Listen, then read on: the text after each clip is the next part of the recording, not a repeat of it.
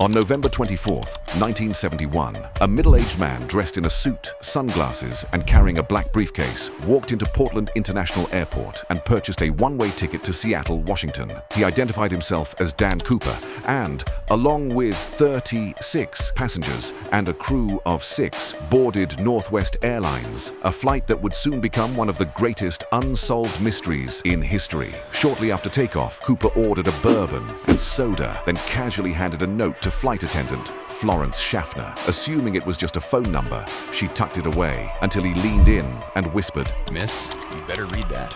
I have a bomb."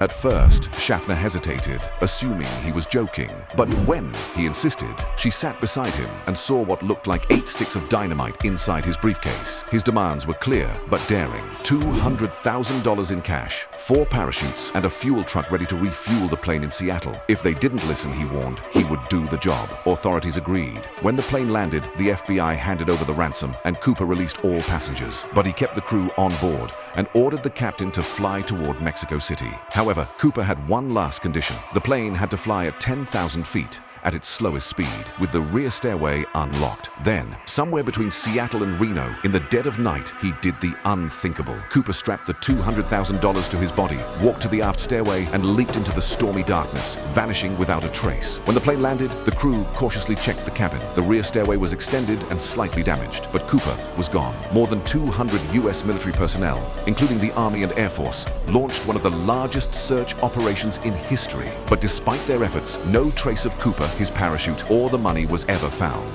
That flight, that daring jump, and that night in November 1971 would be the last time the world ever saw the man known as D.B. Cooper.